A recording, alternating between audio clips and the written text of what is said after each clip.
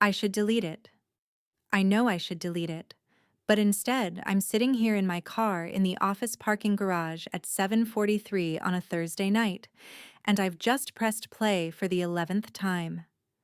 Her voice fills my car again. That voice I hear every day across the partition between our desks.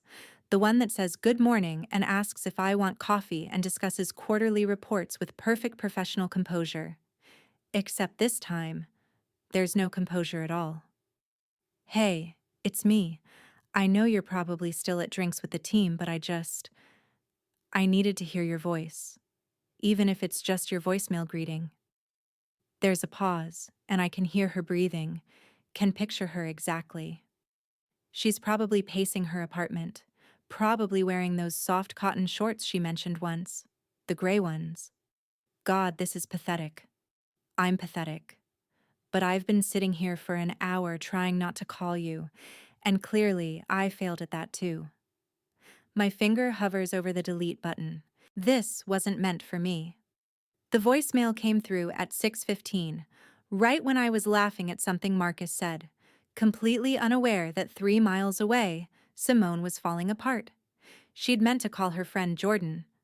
I know this because 20 minutes after this voicemail, I got a text that just said, "Oh God, wrong number, delete that. Please pretend you never heard it. I'm changing my name and moving to Alaska." I haven't responded yet. I've been too busy listening. The thing is, her voice continues, and there's something raw in it that makes my chest tight. I can't stop thinking about Tuesday, about how she touched my shoulder when she was showing me that spreadsheet error, and her hair smelled like vanilla and something else. Something that's just her. And I know she was just being helpful, just being the kind person she always is. But my entire body was on fire, Jordan. I couldn't breathe properly for like 10 minutes afterward. Tuesday, I remember Tuesday. I remember leaning over her desk, catching the mistake in column F that would have thrown off the whole projection. I remember her perfume, something light and citrusy that I've never been able to identify. I remember the warmth of her shoulder under my palm, the softness of her cardigan. I didn't know she'd stopped breathing. I'd been too busy trying to keep my own hand steady. We've worked together for 8 months now. 8 months of carefully maintained professionalism, of appropriate distance, of pretending I don't notice the way her eyes crinkle when she finds something genuinely funny versus when she's just being polite. 8 months of telling myself that the flutter in my stomach when she walks into a room is just friendliness, just appreciation for a good colleague. 8 months of lying to myself, apparently. I've tried everything, Simone's voice says, and there's almost a laugh in it now, but it's edged with frustration. I've tried the whole, it's just a crush, it'll pass thing. I've tried avoiding her, which lasted exactly one morning before I caved and asked if she wanted to grab lunch. I've tried going on dates with other people. Remember that woman from the bookstore? She was great. She was funny and smart and pretty, and I sat across from her thinking about how different her laugh was from hers. I've seen Simone's dating app open on her phone. She closes it quickly when I walk by, but not quickly enough. I'd told myself the weird feeling in my stomach was just concern for a friend. Just hoping she'd find someone good, someone who deserved her. I'd been lying about that too. The worst part is, I think maybe, God, I sound so delusional, but I think maybe she might feel something too. Like, there are these moments. Last week when we stayed late to finish the Morrison proposal, and we were the only ones left on the floor. We ordered Thai food and she made that joke about the spring rolls, and we both laughed. And then we just looked at each other. For longer than normal people look at each other, you know? And something shifted in the air. Something electric. And I swear she felt it too because she got this look in her eyes, this softness.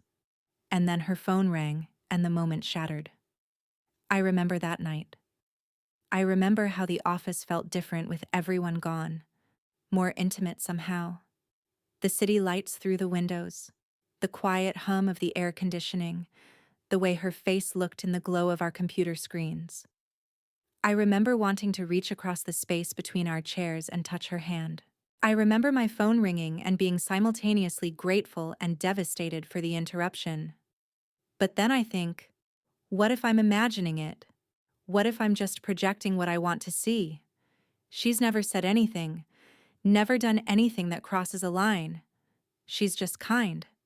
That's who she is. She's kind to everyone. Marcus, Chen, even Robert from accounting who microwaves fish in the break room. Maybe I'm just another colleague to her. Maybe that shoulder touch on Tuesday meant absolutely nothing, and I'm here spinning it into some grand romance like a teenager with a crush. My hands are shaking. I set the phone down in the cup holder, but I can still hear her voice, smaller now, but no less affecting. Jordan, I don't know what to do. I see her every single day. We share snacks. We have inside jokes about the broken printer on the third floor. Yesterday, she brought me coffee without me asking, and she'd remembered exactly how I take it, and I nearly cried right there at my desk. How pathetic is that? Nearly crying over someone remembering you take oat milk and one sugar. I'd noticed she looked emotional. I'd asked if she was okay, and she'd said she was fine, just tired. I'd wanted to push, to ask what was really wrong, but we were at work, and there were boundaries, and I'd already been thinking too much about the curve of her neck, so I'd let it go. The thing that kills me is that I value her friendship so much, even if she doesn't feel the same way, even if this is all in my head, I don't want to lose what we have. I don't want things to get weird. I don't want her to feel uncomfortable or like she has to avoid me. So I'm stuck in this impossible place where I want more, but I'm terrified to risk what I already have. And I just... Her voice breaks a little, and I hear her take a shaky breath. I just really need her to know that she's become the best part of my day. That I wake up earlier than I need to because I want extra time to pick out what to wear, hoping maybe she'll notice. That I've memorized the schedule of which days she brings lunch and which days she buys it, so I can casually suggest we go to that sandwich place she likes. That when she smiles at me, really smiles, not the professional smile, but the genuine one, I feel like I could float away. I press my palm against my chest, trying to calm my racing heart. The parking garage is almost empty now. Through my windshield, I can see the light still on in our office window, 4th floor, east side. I'd left it on when I rushed out to meet the team for drinks, never imagining I'd be sitting here hours later, my entire understanding of the last 8 months rearranging itself. Anyway, Simone says, and I can hear her trying to pull herself together. I'm spiraling. I probably just need to sleep and get some perspective. Maybe I'll feel differently in the morning. Maybe this is just one of those nights where everything feels more intense than it is. Call me back when you can. I promise I'll be less of a disaster. There's a pause, and I think the message is ending, but then she speaks again, softer this time. Or maybe I won't feel differently in the morning. Maybe I'll still be completely gone for a woman who doesn't even know I think about her constantly. Maybe I'll still be wondering what it would feel like to kiss her, to hold her hand, to be the person she thinks about at night. Maybe I'll still be completely, hopelessly in love with my colleague who I can't have. The voicemail ends. I sit in the silence of my car, my phone dark in the cup holder, my reflection ghost-like in the windshield. In love. She said in love. I pick up my phone, open my messages, look at her text again. The panic in it is almost funny now, though I'm sure it wasn't funny to her when she sent it. I start typing a response. Delete it. Start again. Delete again. How do you respond to something like this? How do you tell someone that you've listened to their accidental confession 11 times? How do you admit that you've been just as gone, just as hopeless, just as terrified? My phone buzzes with a new message. It's her again. I'm serious about the Alaska thing. I've already looked up jobs in Anchorage. Apparently, there's a high demand for financial analysts. I could learn to dog sled. I hear the northern lights are beautiful. Despite everything, I laugh. It's so perfectly her, this mix of panic and humor, this ability to make a joke even when she's clearly dying inside. I type, "Don't move to Alaska." 3 dots appear immediately, disappear, appear again. This goes on for almost a minute. Finally, "I'm so sorry. I know you probably don't know what to say. We can just pretend this never happened. I'll be professional, I promise. Things don't have to be weird." "Things are already weird," I type. "They've been weird since Tuesday. Maybe longer." The dots appear and disappear several more times. I can picture her, probably still in those gray shorts, staring at her phone, trying to decode what I mean. "Weird how?" she finally sends. My heart is hammering so hard I can feel it in my throat. I could backtrack now. I could make a joke, deflect, keep us both safe in this space of plausible deniability. But I'm so tired of pretending. I'm so tired of measuring every word, every glance, every accidental touch. Weird like I've been thinking about Tuesday too.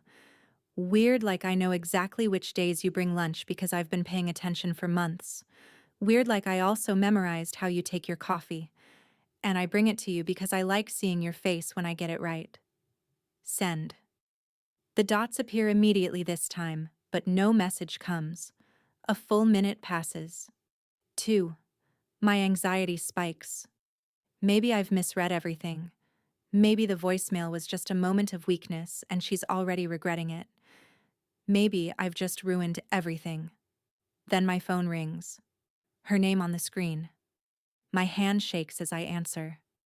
"Hi," I say, and my voice comes out barely above a whisper. "Hi." She sounds breathless. "So, just to be completely clear, because I've already humiliated myself once tonight and I need to know I'm not misunderstanding.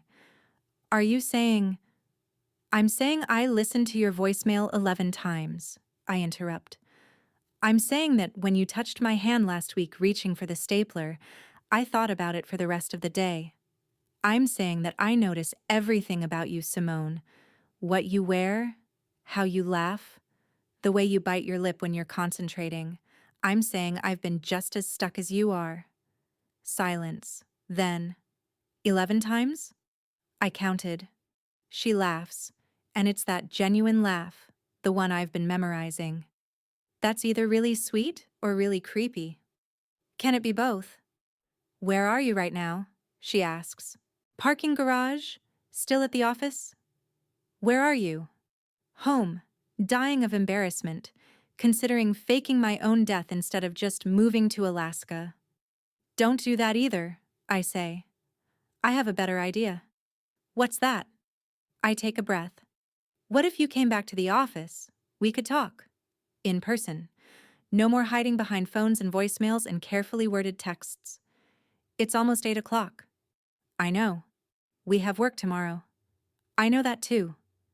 Another pause. Then, "Give me 20 minutes. I need to change out of my ridiculous shorts and try to look like I haven't been crying." "Simone?" "Yeah?" "Don't try too hard. I kind of want to see you exactly as you are." I hear her breath catch. "Okay. 20 minutes. Don't leave." "I won't." She hangs up, and I'm alone again in my car. But everything feels different now. The parking garage doesn't feel empty anymore. The night doesn't feel lonely. I feel terrified and exhilarated and more awake than I've been in months. I get out of my car and take the elevator back up to our floor. The office is quiet, just the hum of electronics and the distant sound of the building's ventilation system.